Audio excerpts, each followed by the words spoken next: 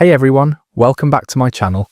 I'm here in my Minecraft world just working on some peaceful building projects, and I thought this would be the perfect time to dive into some Reddit stories together. There's something oddly therapeutic about placing blocks and getting lost in other people's drama at the same time. So grab whatever you're working on, get comfortable, and let's explore some wild stories that strangers decided to share with the internet.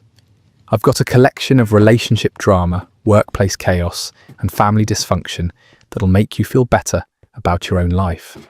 Whether you're studying, cleaning, gaming, or just need some background noise to unwind, these stories are perfect for that. Let's jump right in. My roommate kept eating my food, so I started adding ghost pepper powder to everything. I live in a college apartment with 3 other guys, and for the most part, we get along pretty well. We split utilities, keep common areas clean, and generally respect each other's space. The only problem is my roommate Jake, who seems to think the entire refrigerator is his personal buffet. It started small. I'd make a sandwich for lunch the next day, and when I'd go to grab it, there would just be a bite taken out of it. Or I'd buy a bag of chips, and half of them would be gone by the time I got home from class. At first, I thought maybe I was misremembering how much food I had, but it kept happening consistently. I tried talking to Jake about it casually. I mentioned that some of my food had been disappearing and asked if he'd seen anything. He just shrugged and said maybe one of our other roommates was taking it. But I knew it wasn't Marcus or Tyler because they were both very respectful about asking before taking anything, and they usually replaced whatever they borrowed. The situation escalated when Jake started eating my meal prep.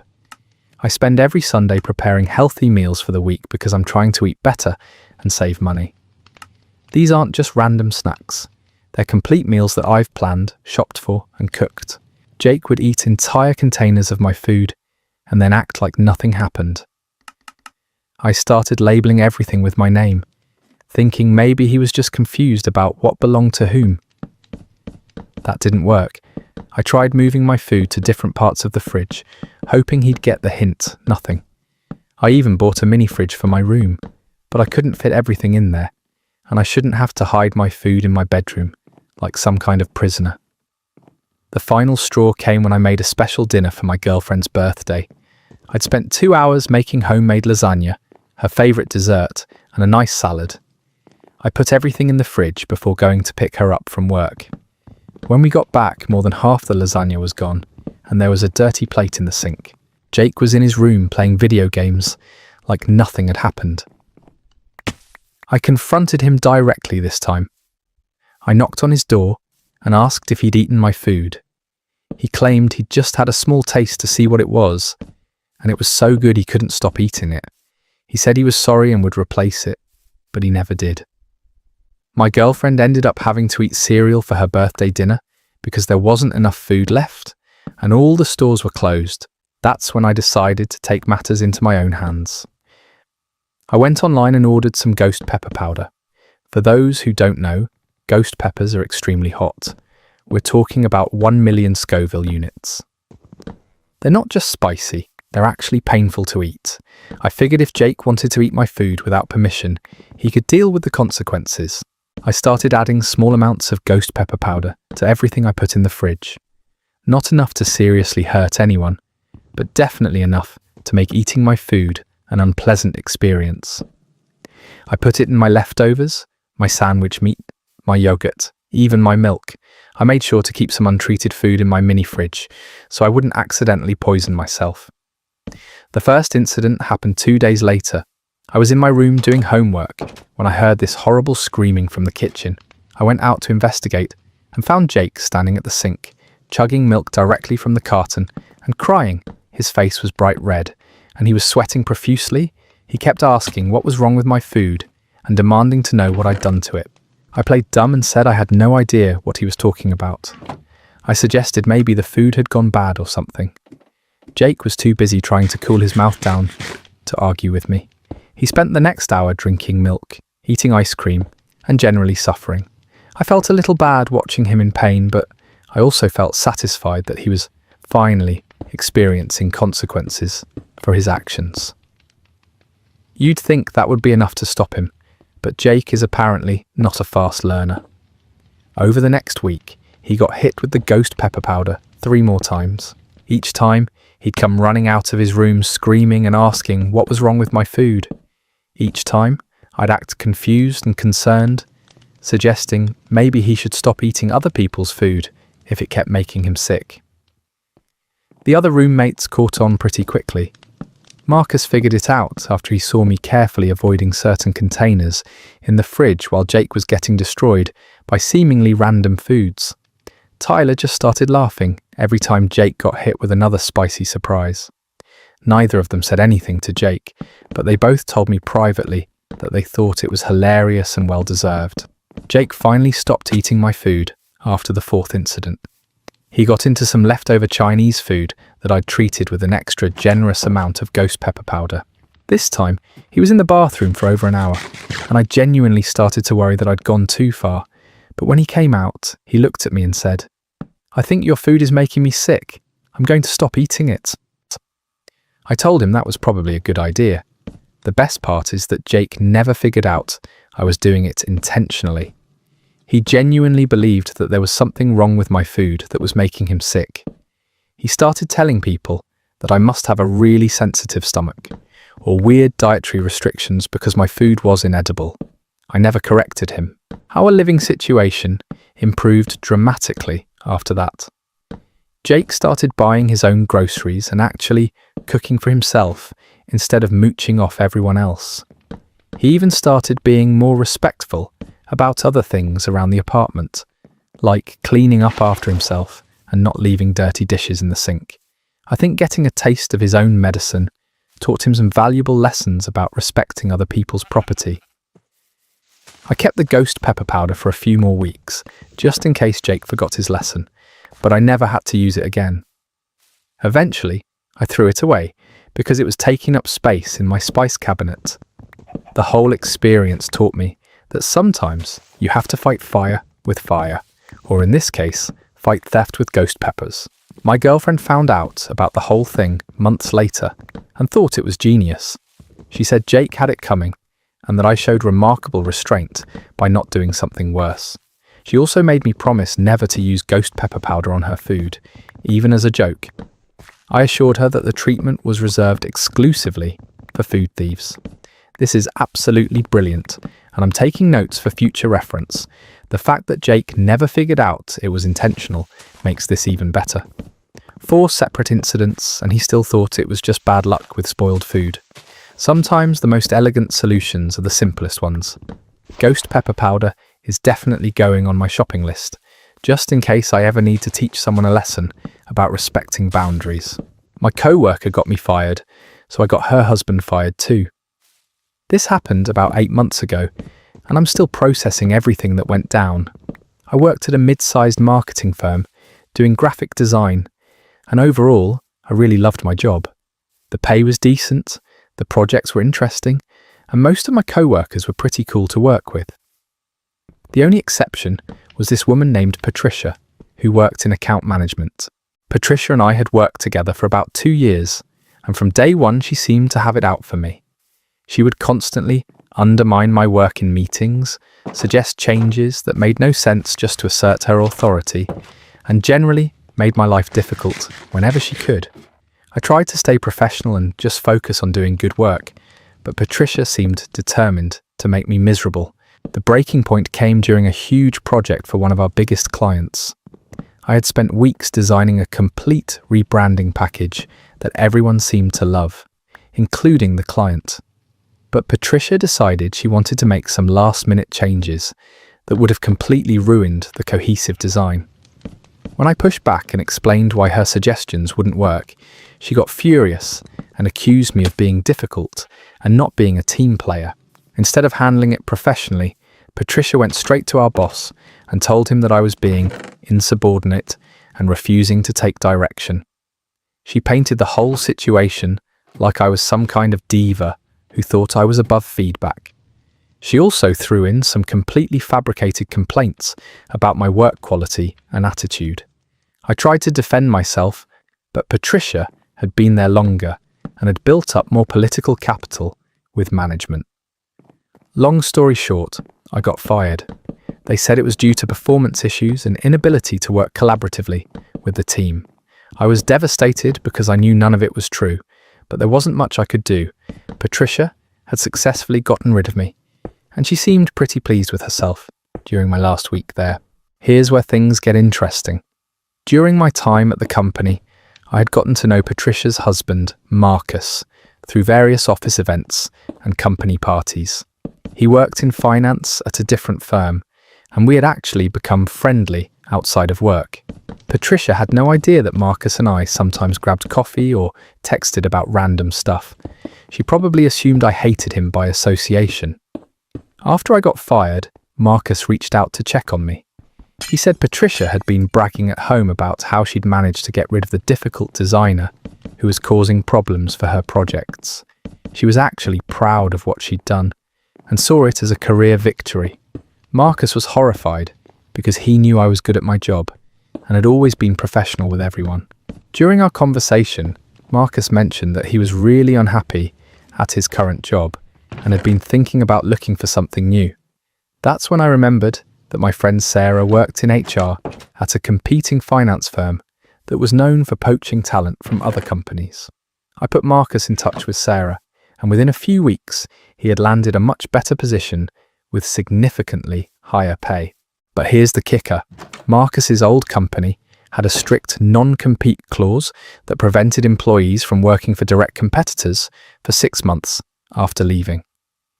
When Marcus gave his notice, his old company threatened to sue him for breach of contract. They said they would take him to court and go after his new employer as well. Marcus was panicking because he'd already accepted the new job and couldn't afford a legal battle. That's when I suggested he might want to consult with an employment lawyer about his options. I happened to know a really good attorney who specialized in these kinds of cases. The lawyer reviewed Marcus's contract and discovered that his old company had actually violated several labor laws in how they'd structured the non-compete agreement. Not only was the clause unenforceable, but Marcus had grounds for a wrongful termination lawsuit. Marcus decided to fight back.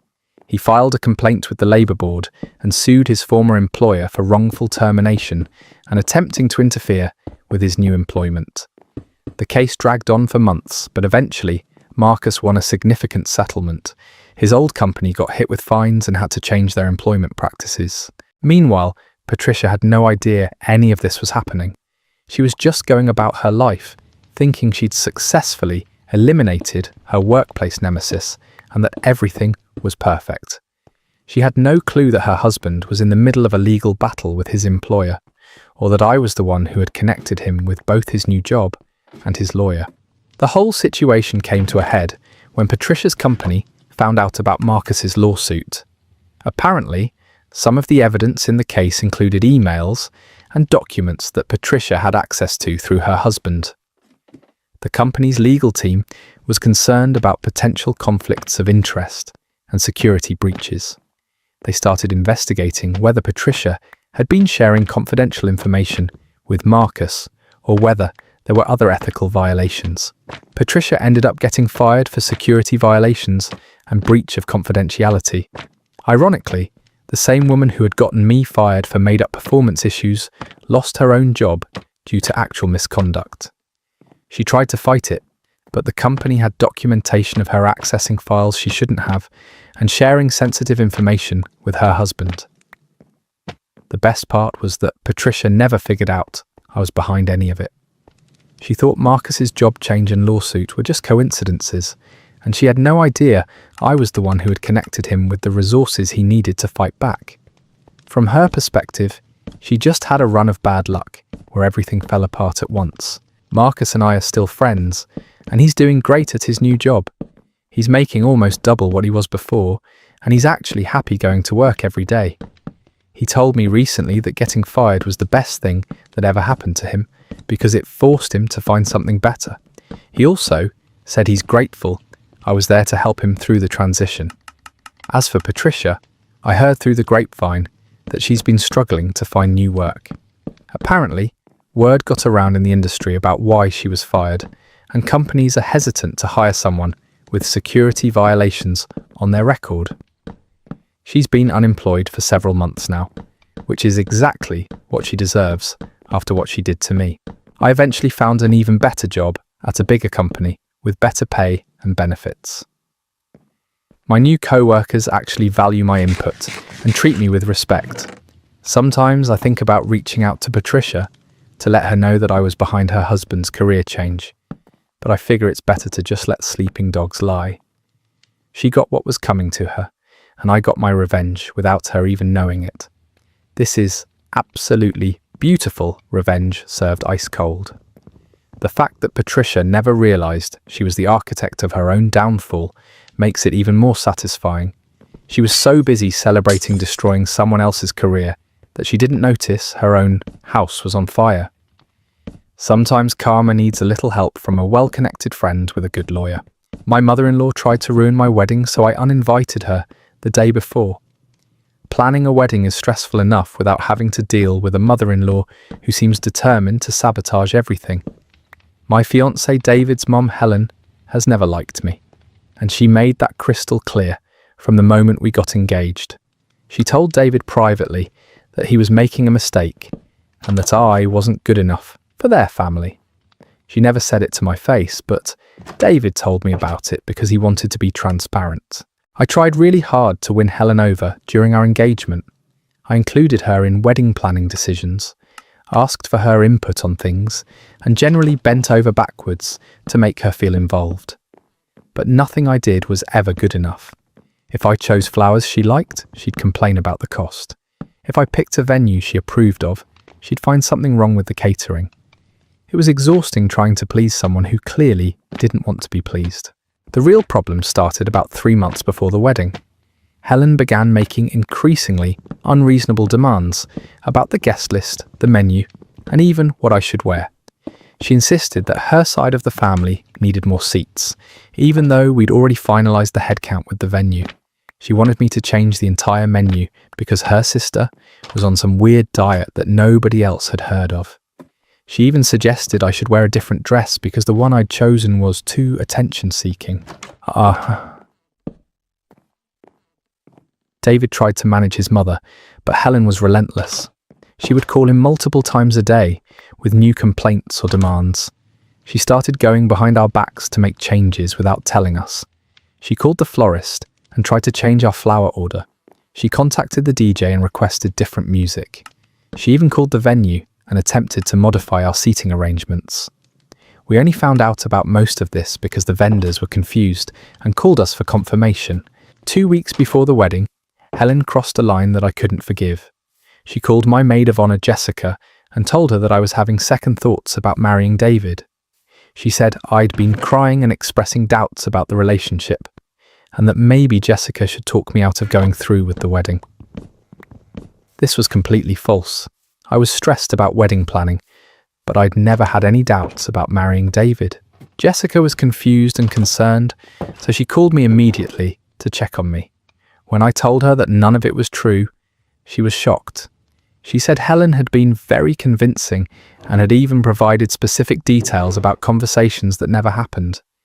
It was clear that Helen was actively trying to sabotage our relationship and break us up before the wedding. I told David what his mother had done, and he was furious. He confronted Helen, and she didn't even deny it. She said she was just looking out for his best interests, and that she thought I was manipulating him. She claimed she was trying to save him from making the biggest mistake of his life. David told her that her behavior was unacceptable, and that she needed to apologize to me and stop interfering with our wedding. Helen's response was to double down. She said she wouldn't apologize for trying to protect her son, and that if David couldn't see what kind of person I really was, then he was too blinded by infatuation to think clearly. She said she was disappointed in him for choosing me over his own family. It was a manipulative guilt trip designed to make David feel bad for standing up to her. The final straw came the day before our wedding. Helen showed up at the venue during our rehearsal dinner setup and started rearranging everything. She moved centerpieces, changed the seating chart, and even tried to remove some of the decorations I'd spent months planning. When the wedding coordinator tried to stop her, Helen claimed she was just helping and that she knew what was best for her son's wedding. I walked into the venue and found Helen directing the staff to take down the string lights I'd specifically requested. She was telling them that the lights were tacky and that the venue looked better without them. When I asked her what she was doing, she said she was just fixing a few things to make the wedding more elegant. She acted like she was doing me a favour by completely changing my vision for the day. That's when I snapped. I told Helen that she was no longer welcome at our wedding and that she needed to leave immediately. She laughed and said I couldn't uninvite the groom's mother and that David would never allow it. She said she'd been planning this wedding longer than I had and that she had every right to be there. She was so confident that David would take her side that she didn't even seem worried about my threat. When David arrived and saw what was happening, he didn't hesitate for a second. He told his mother that she was out of line and that she needed to respect our wishes or leave. Helen started crying and playing the victim, saying that I was trying to drive a wedge between her and her son. She begged David not to let me destroy their family relationship over wedding decorations. David stood firm. He told Helen that she'd had multiple chances to behave appropriately and that she'd chosen to ignore every boundary we'd set. He said that if she couldn't respect me as his future wife, then she couldn't be part of our wedding day. He gave her one last chance to apologise and promised to stay out of our way, but Helen refused. She said she wouldn't grovel to someone who was stealing her son away from her. So we uninvited her. The day before our wedding, we told the venue security not to let Helen in, and we removed her from the guest list. David was sad about it, but he said he couldn't allow his mother to ruin the most important day of our lives. He texted Helen that she was no longer welcome and that her behaviour had consequences.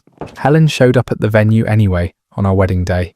She tried to convince security that there had been a misunderstanding and that she was the groom's mother. When they wouldn't let her in, she started causing a scene outside. She was crying and screaming that we were destroying the family and that she just wanted to see her son get married. A few guests heard the commotion, but security handled it quickly and she was escorted away. The wedding was absolutely perfect without Helen there. There was no drama, no last-minute changes, and no one trying to redirect attention away from David and me. Our families celebrated together, everyone had a great time, and we got to enjoy our day exactly as we'd planned it. Several people commented on how smooth and beautiful everything was, and I knew we'd made the right decision. Helen tried to guilt-trip David for weeks after the wedding. She sent him long texts about how hurt she was and how she'd never forgive us for excluding her from such an important day. She told other family members that I'd manipulated David into choosing me over his own mother. She painted herself as the victim and us as the villains who had destroyed the family.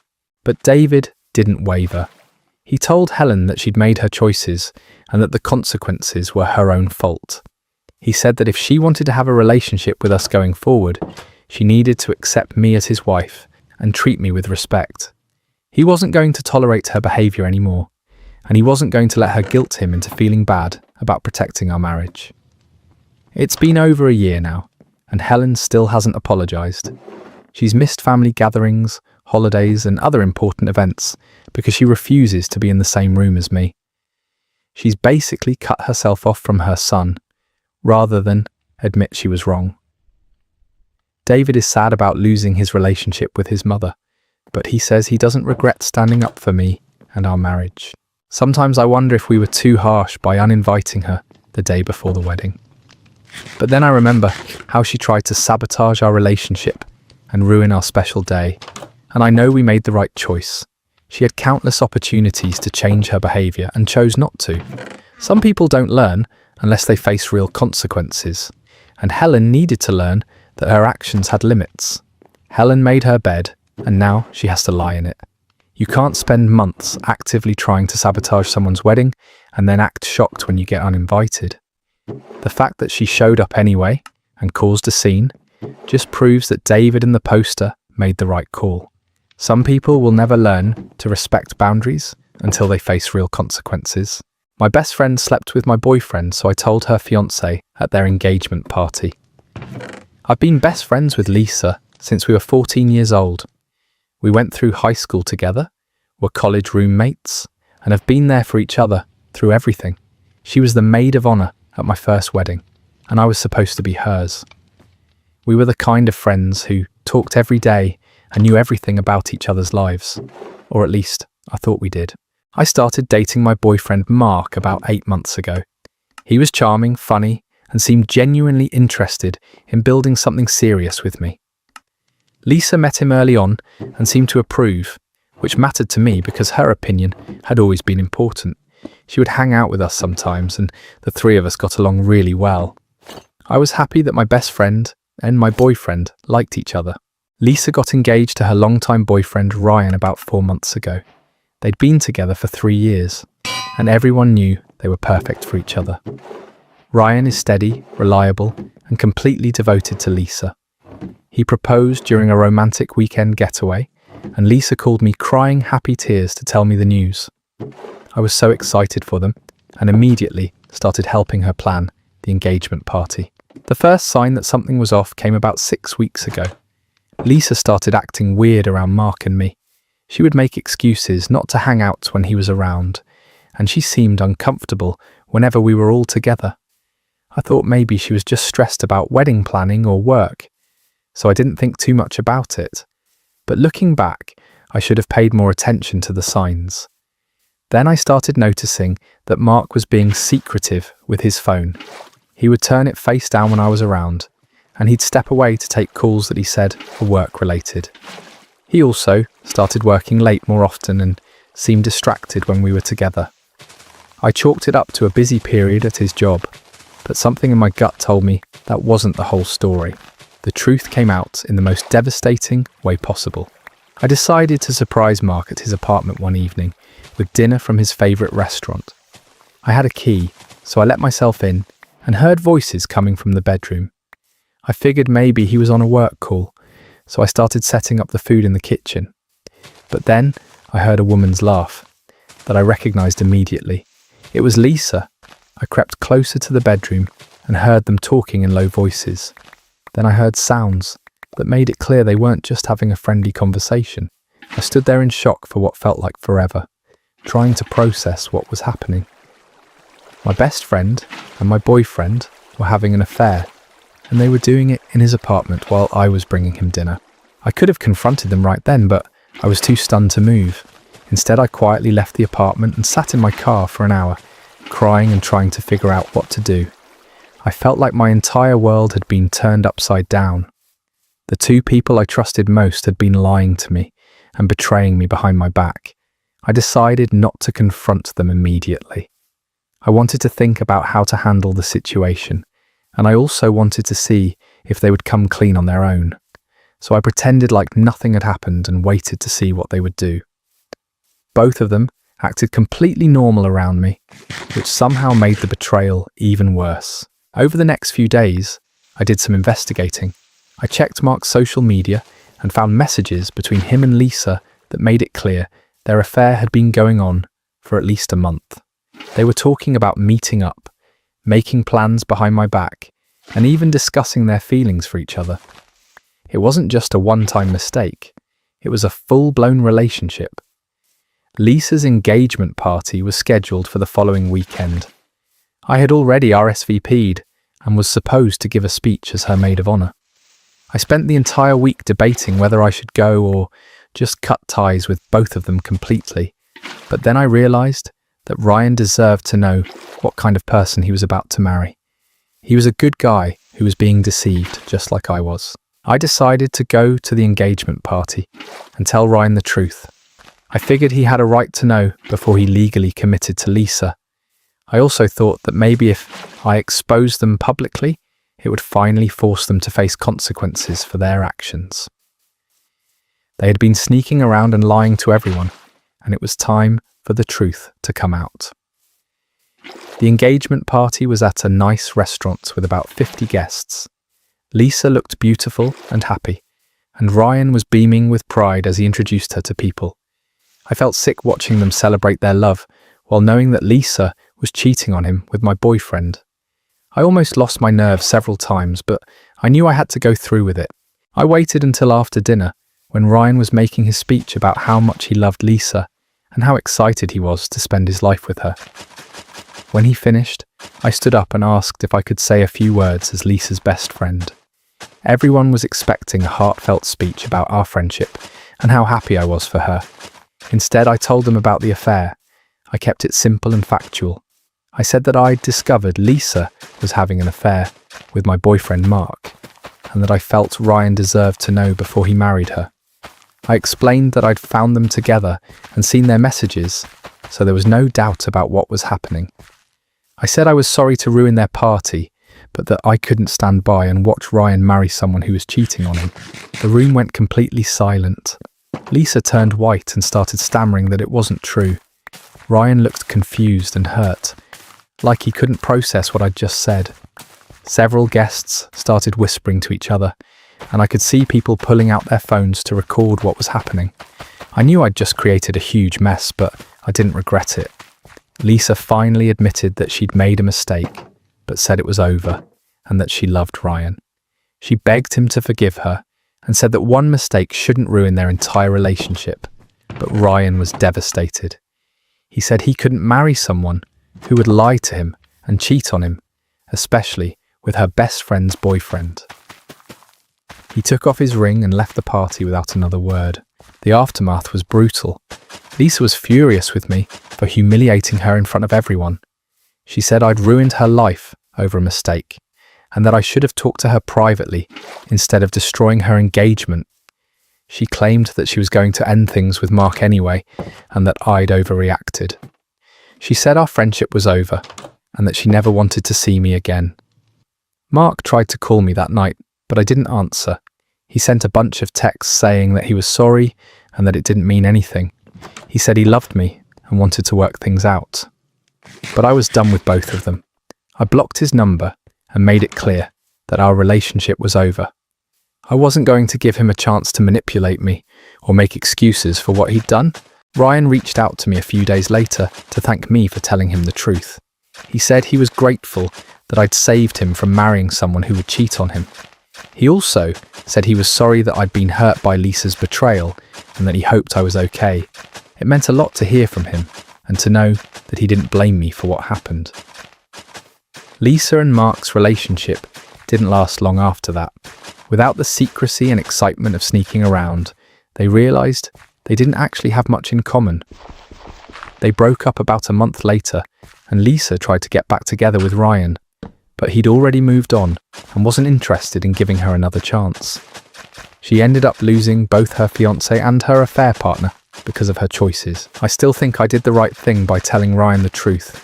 Yes, it was dramatic and public, but Lisa had been lying to him for months and was planning to marry him while continuing her affair. He deserved to know what kind of person he was committing to spend his life with. Sometimes the truth hurts, but it's better than living a lie. This is exactly why cheaters deserve to be exposed publicly. Lisa was literally planning to marry Ryan while sleeping with someone else behind his back. She had no intention of stopping the affair or coming clean. Sometimes you have to burn bridges to save people from making terrible decisions. Ryan dodged a massive bullet thanks to this revelation. My teacher humiliated me in front of the entire class, so I got him investigated by the school board.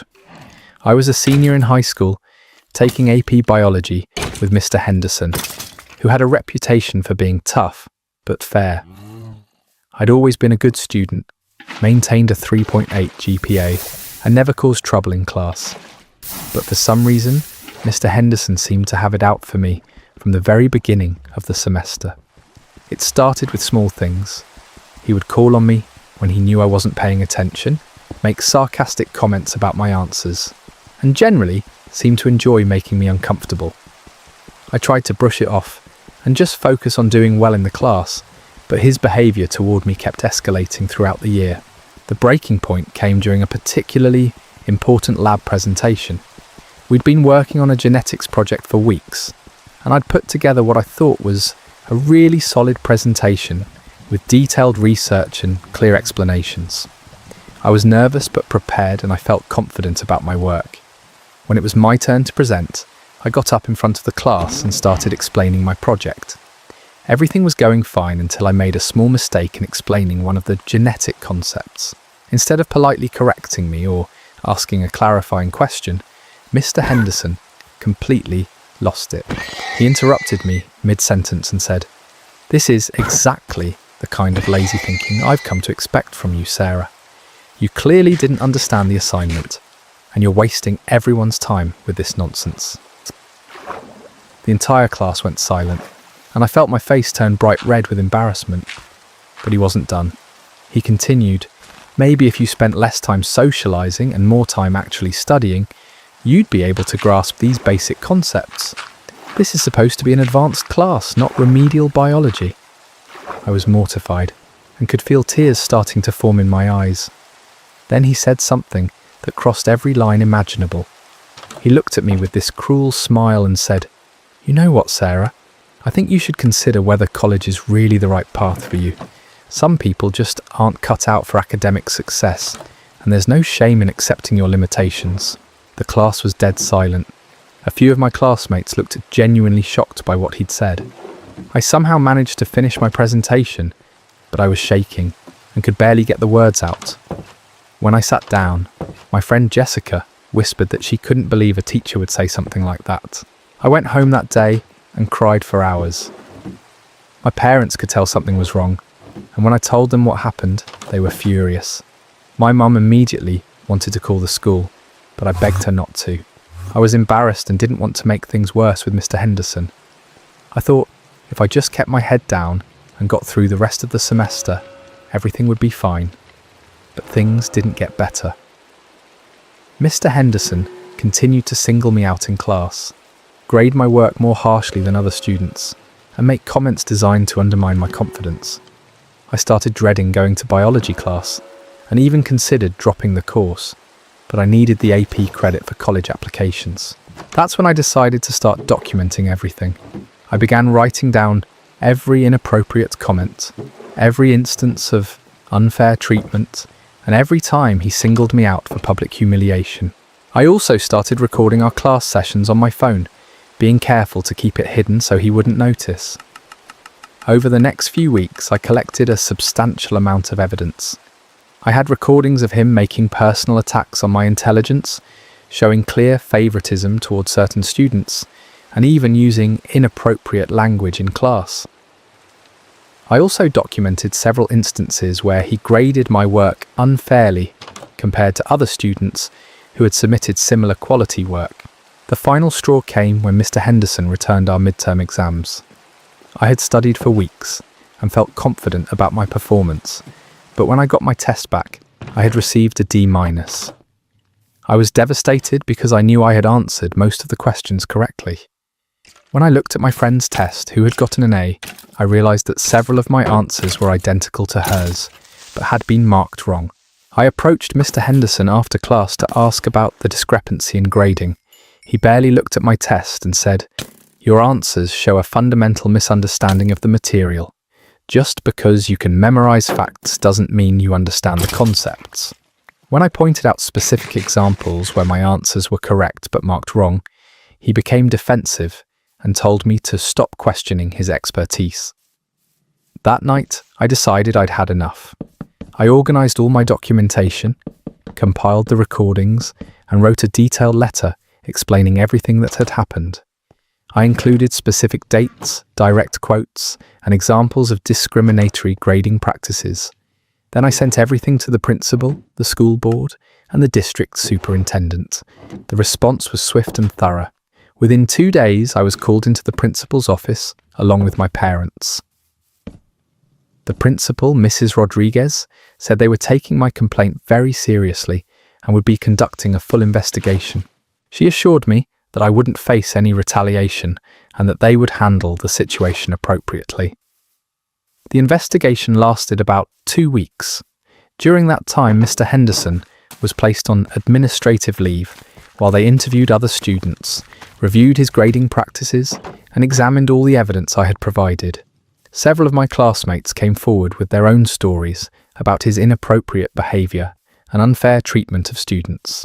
The school board found that Mr. Henderson had violated multiple policies regarding professional conduct, fair grading practices, and student treatment. They determined that his behaviour toward me constituted harassment and created a hostile learning environment. The recordings I had made were particularly damning because they provided clear evidence of his unprofessional conduct. Mr. Henderson was fired immediately. The school board also issued a formal apology to me and my family, and they implemented new policies to prevent similar situations from happening in the future. They brought in a new teacher to finish the semester, and she was amazing, supportive, fair, and genuinely interested in helping students succeed. The best part was that my grade in the class was completely reviewed by an independent evaluator. When my work was graded fairly and objectively, I ended up with an A in the course. The new teacher even said that my genetics project was one of the best she'd seen, and asked if she could use it as an example for future students.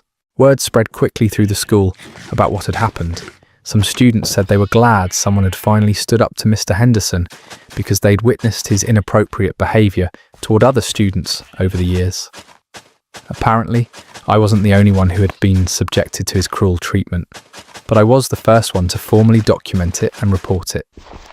My parents were incredibly proud of me for standing up for myself and handling the situation maturely. They said that learning to advocate for myself and document unfair treatment was a valuable life skill that would serve me well in college and beyond. They were right. The experience taught me that you don't have to accept mistreatment from authority figures just because of their position. I graduated with honours and got into my first choice college. During my graduation speech, I talked about the importance of standing up for yourself and not letting anyone make you feel like you're not capable of achieving your goals. I didn't mention Mr. Henderson specifically, but everyone knew what I was referring to. Sometimes I wonder if I was too harsh by getting him fired, but then I remember how he made me feel worthless and tried to convince me that I wasn't smart enough for college. He was supposed to be encouraging students and helping them succeed, not tearing them down and destroying their confidence. Some people shouldn't be in positions of authority over young people. Absolutely zero sympathy for Mr. Henderson here. Teachers who abuse their power and try to crush students' dreams deserve everything they get. The fact that he was systematically targeting and humiliating a good student shows he had no business being in a classroom. This poster probably saved countless other students from similar treatment. My neighbour kept parking in my driveway, so I had his car towed every single day for a week.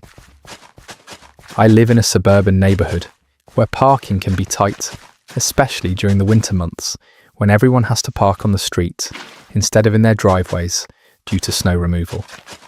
My house has a single car driveway that's clearly marked and obviously belongs to my property. It's not a shared driveway or anything ambiguous. It's clearly mine. My neighbour Tom moved in about 6 months ago, and at first everything was fine. He seemed like a decent guy, kept his yard neat, and we'd wave to each other when we saw each other outside. His house has a 2-car driveway, and he usually parked both his cars there without any issues. I thought we were going to be good neighbours. The problem started about 2 months ago when Tom got a 3rd car. It was some kind of classic muscle car that he was apparently restoring as a hobby. Since he didn't have room for 3 cars in his driveway, he started parking the 3rd car on the street, which was totally fine and normal. Lots of people in our neighbourhood have to park on the street sometimes. But then Tom started getting lazy about moving his cars around. Instead of shuffling his vehicles in his own driveway to make room, he began parking one of his cars in my driveway. The first time it happened, I assumed it was a mistake or maybe an emergency situation. I knocked on his door and politely asked him to move it, and he apologised and moved it immediately. I thought that would be the end of it, but Tom kept doing it. Every few days I'd come home from work to find one of his cars in my driveway. Each time I'd go over and ask him to move it, and he'd give me some excuse about how he was just running in for a minute or how he was working on his other car and needed the space temporarily. The situation escalated when I came home one day to find his car in my driveway and no way for me to park my own car on my own property. I had to park on the street and walked to his house in the rain to ask him to move in it. He seemed annoyed that I was bothering him and took his time coming out to move the car.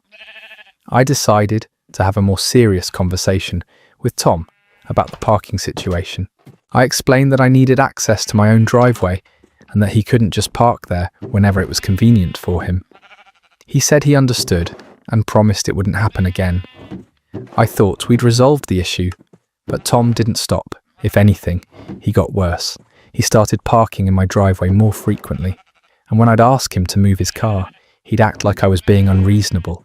He'd say things like, "I was only going to be there for a few minutes," or "I didn't think you'd be home so early." He started treating my driveway like his personal overflow parking. The final straw came when I returned from a weekend trip to find Tom's car had been parked in my driveway for 3 days straight. My mail carrier had left a note saying he couldn't deliver my mail because he couldn't access my mailbox safely due to the car blocking his path. I was furious that Tom's inconsiderate parking was actually affecting my mail delivery. I marched over to Tom's house and knocked on his door. When he answered, I told him about the mail situation and demanded that he move his car immediately and never park in my driveway again. Instead of apologizing, Tom got defensive and said I was making a big deal out of nothing. He said it was just a car and that I should be more neighborly. That's when I realized that talking to Tom wasn't going to solve the problem. He clearly didn't respect my property or my reasonable requests, and he was treating the situation like a joke. I decided it was time to take a different approach and let the consequences do the talking. I did some research and found out that in our city, you can have a car towed from your private property without warning, as long as you post the proper signage. I went to the hardware store and bought a sign that said, "Private property, no parking, violators will be towed at owner's expense," and installed it at the entrance to my driveway. The next day, Tom parked in my driveway again, apparently thinking the sign was just for show. I immediately called the towing company and had his car towed. The towing fee was $150 plus storage costs, and Tom had to take a taxi to the impound lot to get his car back. He came over that evening screaming about how I was being a terrible neighbour and how he was going to report me to the homeowners association. I calmly explained that I'd warned him multiple times about parking in my driveway and that the sign clearly stated the consequences. I told him that if he parked there again, I'd have his car towed again. He stormed off, muttering about how I was being ridiculous and how he was going to make my life difficult. Tom, apparently, didn't take me seriously because he parked in my driveway again the very next day. I had his car towed again. This time, the towing fee was even higher because it was considered a repeat offence. Tom came over that evening, and instead of being angry, he tried to negotiate with me. He offered to pay me $20 a month to let him park in my driveway occasionally. I told him absolutely not. I explained that I needed my driveway for my own car and that he had his own driveway for his vehicles. I said that if he needed more parking space, he should rent a storage unit or find another solution that didn't involve using my property without permission. He left looking frustrated and defeated, but Tom still didn't learn his lesson. Over the next 5 days, he parked in my driveway 4 more times, and I had his car towed every single time. By the end of the week, he'd racked up over $800 in towing and storage fees. His wife came over on Friday evening, looking embarrassed and exhausted, to ask me to please stop having their cars towed. She explained that Tom was too proud to admit he was wrong, but that the towing fees were causing serious financial stress for their family. She said they couldn't afford to keep paying hundreds of dollars every few days, and she begged me to give them one more chance. She promised that Tom would never park in my driveway again, and that she would personally make sure he respected my property. I felt bad for Tom's wife, because she seemed genuinely sorry and embarrassed about the whole situation. I told her that I didn't want to cause financial hardship for their family, but that I also couldn't allow Tom to keep using my driveway as his personal parking spot. I said that if Tom parked there one more time, I'd continue having his cars towed until he learned to respect boundaries. Tom never parked in my driveway again In fact, he went out of his way to avoid me for several weeks after that. Eventually, he sold one of his cars, which solved his parking problem completely. We don't really talk anymore, but we coexist peacefully as neighbours, and he's never violated my property again. The whole experience taught me that sometimes you have to enforce boundaries with consequences rather than just words. Tom didn't respect my polite requests or my direct confrontations, but he definitely understood the financial impact of having his car towed repeatedly. Sometimes people only learn when their actions start costing them money. This is exactly how you handle entitled neighbours who think they can walk all over you. Tom had multiple chances to do the right thing and chose to keep being disrespectful. Sometimes people need to learn lessons the expensive way. The fact that it took $800 in towing fees for him to finally get the message says everything about his character. My boss made me work on my birthday, so I quit during the busiest day of the year. I worked at a popular restaurant downtown as a server, and overall, it was a decent job. The pay was good because we got a lot of business customers who tipped well, and most of my co-workers were fun to work with. The only problem was my manager Derek, who seemed to think that having a little bit of authority meant he could treat his employees however he wanted. Derek was the kind of manager who would power trip over the smallest things. He'd write people up for being 2 minutes late, make servers stay late to clean things that weren't their responsibility, and generally made everyone's job more stressful than it needed to be. He had clear favourites among the staff, and if you weren't in his inner circle, he'd make your life difficult just because he could. I'd been working there for about 8 months and had always been a reliable employee. I showed up on time, had good customer service skills, and never caused any drama with co-workers. I'd even picked up extra shifts when other people called in sick, and I'd covered for Derek when he needed to leave early for personal reasons. I thought I'd earned at least some basic respect and consideration. My birthday fell on a Saturday, which was always our busiest day of the week. I'd requested the day off 3 weeks in advance, following all the proper procedures and giving plenty of notice. Derek had initially approved my request, and I'd made plans to celebrate with my family and friends. It was going to be a nice dinner with my parents and then drinks with my college friends who were coming into town specifically for my birthday. The Wednesday before my birthday, Derek called me at home and said there had been a scheduling conflict and that I needed to work Saturday after all. He said that another server had called in sick and that I was the only one who could cover the shift. I reminded him that he'd already approved my time off and that I had important plans that couldn't be changed. Derek's response was completely unsympathetic. He said that work had to come first and that I needed to be a team player. He said that if I didn't come in on Saturday, he'd have to write me up for abandoning my shift. He made it clear that this wasn't a request.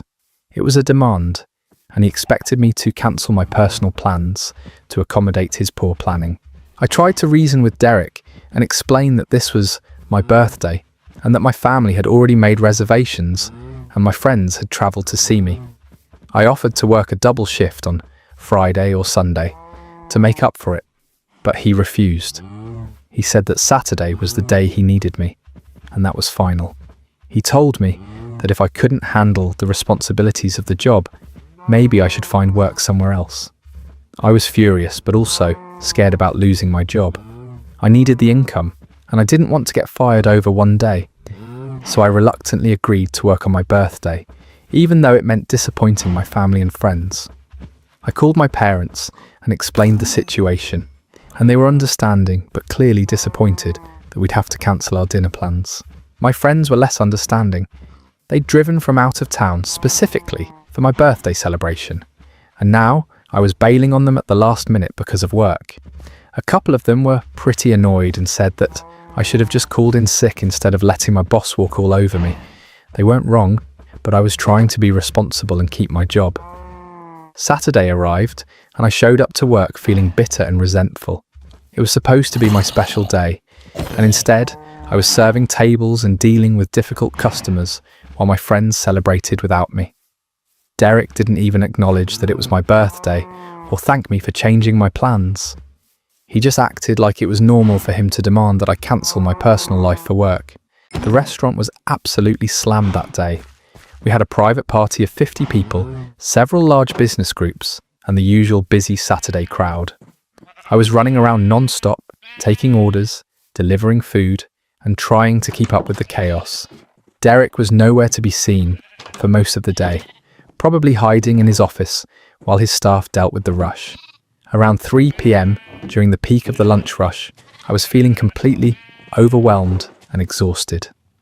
I'd been working for 6 hours straight without a real break, and I was starting to make mistakes because I was so stressed and tired. That's when Derek finally emerged from his office to check on things, and instead of helping or offering support, he decided to criticize my performance.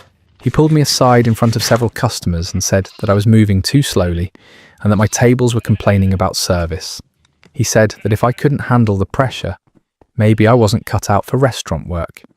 He was being deliberately loud and condescending, clearly trying to embarrass me in front of everyone. That's when something inside me snapped. I was tired of being treated like garbage by someone who had no respect for his employees. I was tired of sacrificing my personal life for a job that didn't value me. And I was especially tired of being humiliated on my birthday while covering for Derek's poor management and planning. I untied my apron, threw it on the floor, and said loudly enough for everyone to hear, "You know what, Derek? I quit. Find someone else to cover your shifts and clean up your messes. I'm done being treated like dirt by someone who couldn't manage a lemonade stand. Wahweh." Then I walked out of the restaurant, leaving him standing there with his mouth open. The timing couldn't have been more perfect. It was the busiest day of the year. The restaurant was packed, and suddenly they were down one of their most experienced servers. Derek had to jump in and start serving tables himself, which he was terrible at because he'd spent so much time in his office, avoiding actual work.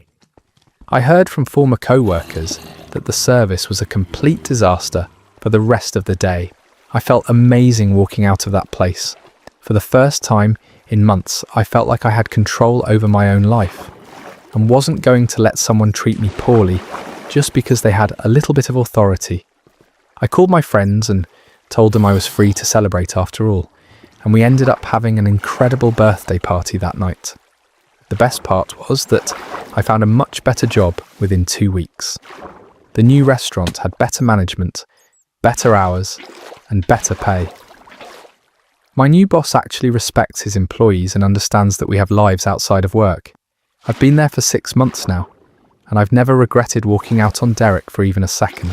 Derek tried to call me a few days later, probably desperate for staff, but I didn't answer. I heard through the grapevine that he had to hire 3 new servers to replace me, and that the restaurant's service quality suffered for weeks after I left. Sometimes standing up for yourself has immediate consequences that feel better than any revenge you could plan. This is the most satisfying workplace story I've heard in a while. Derek got exactly what he deserved for being a power-hungry micromanager who treated his employees like garbage. The fact that he had to serve tables himself during the busiest day of the year is just chef's kiss perfect. Some managers don't realise how much they depend on good employees until those employees are gone. My sister stole my wedding dress, so I wore hers to my own wedding. This happened 6 months ago, and my family's still divided over what I did. My sister Emma and I have always had a complicated relationship. She's 2 years older and has this habit of taking things that belong to me, claiming she saw them first or that I don't really need them. Growing up, it was clothes, books, even friends sometimes. I learned to just let it go because fighting with Emma was exhausting and my parents always sided with her anyway. When I got engaged last year, I was so excited to go dress shopping. I'd been dreaming about my wedding dress since I was little, and I had this very specific vision in mind. I wanted something classic, elegant, with delicate lace sleeves and a cathedral train. After visiting 12 different shops, I finally found it. The dress was perfect, absolutely perfect. It was expensive, more than I'd originally budgeted for, but my fiancé David and I decided it was worth it. This was supposed to be a once-in-a-lifetime purchase. I put down a deposit and scheduled my fittings. The dress needed some alterations to fit perfectly, but the shop assured me it would be ready 3 weeks before the wedding. Everything was going smoothly until Emma announced she was also getting married. Her engagement was sudden, a whirlwind romance with someone she'd been dating for only 4 months. She decided she wanted a small ceremony, just 2 weeks before mine. Emma asked if she could come dress shopping with me for moral support while I picked up my altered dress. I thought it was sweet that she wanted to be involved, so I said yes. When we got to the shop, my dress looked absolutely stunning. The alterations were perfect, and I felt like a princess trying it on. Emma was unusually quiet, just watching me in the mirror. She kept asking questions about the fabric, the designer, how much it cost. I should have seen the warning signs. The next day, Emma called me crying. She said she'd been to several shops but couldn't find anything she loved, and she was running out of time. Her wedding was in 10 days. She begged me to let her borrow my dress, just for her ceremony, and promised she'd have it cleaned and returned in perfect condition before my wedding. I said absolutely not. This was my dream dress, and I wasn't about to risk something happening to it. She got angry and accused me of being selfish, saying I was putting a piece of fabric above my sister's happiness. I thought that was the end of it, but Emma had other plans. 3 days before her wedding, I got a call from the bridal shop. They were confused because Emma had come in with my receipt and pickup slip, claiming she was picking up the dress for me. She'd somehow gotten into my purse and taken the paperwork. By the time I rushed to the shop, she was already gone with my dress. I called Emma immediately, and she admitted she'd taken it. She said she'd tried on the dress at the shop, and it fit her perfectly, like it was meant to be hers. She promised again that she'd return it after her wedding, but I knew Emma well enough to know that wasn't going to happen. She'd find some excuse to keep it, or somehow damage it. I begged her to bring it back, but she refused. She said I was being dramatic and that I could find another dress. I was devastated. My wedding was in 11 days and I had no dress. I spent the next 2 days frantically calling every bridal shop in the area, but nothing felt right. Everything was either too expensive, wrong size, or just not what I wanted. I was having panic attacks and crying constantly. David was furious with Emma and wanted to call the police, but I knew that would just make things worse with my family. That's when I remembered something. 2 years ago, Emma had bought a designer wedding dress for her engagement to her previous fiancé. That relationship ended badly, and she'd never worn the dress. I knew she still had it because she'd mentioned keeping it in her closet, saying it was too beautiful to get rid of. The dress was gorgeous, probably more expensive than mine, and we were similar sizes. I called Emma and told her I wanted to make a trade.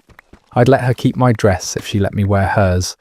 She laughed and said absolutely not, that her dress was a designer piece and mine was just off the rack. She said I could find something at David's bridal and stop being so dramatic. That's when I decided I was done being the accommodating little sister. I knew Emma kept a spare key under the flower pot on her porch. I'd seen her use it dozens of times when she locked herself out. So the night before my wedding, while Emma was at her rehearsal dinner, I went to her house.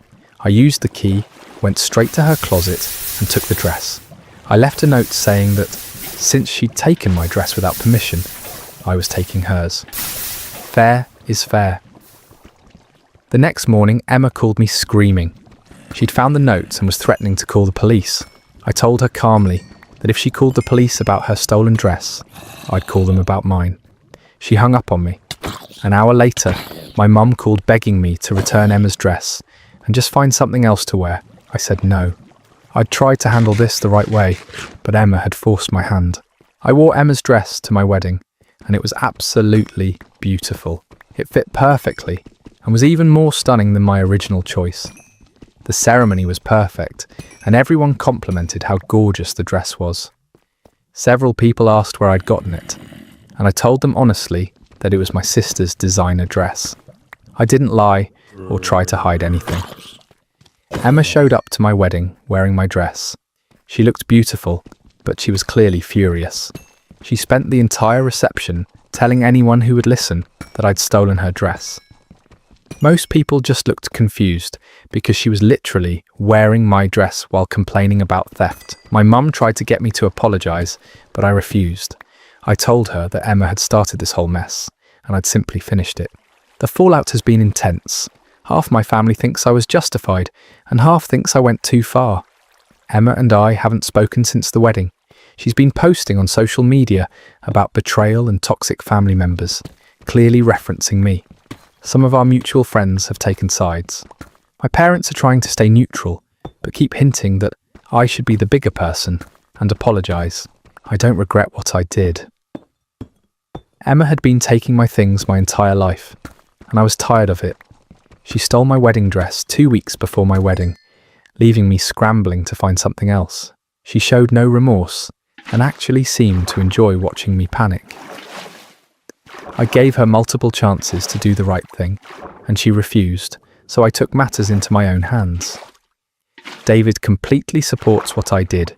He said Emma needed to learn that actions have consequences, and maybe this will make her think twice before taking things that don't belong to her. My new sister-in-law thinks the whole situation is hilarious and says Emma got exactly what she deserved. Even some of Emma's friends have privately told me they think she went too far this time. The irony is that Emma's marriage didn't last. She and her husband separated 3 months later, so she stole my dress for a wedding that didn't even work out.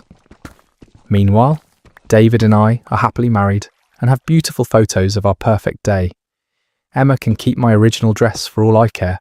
I got the better deal anyway.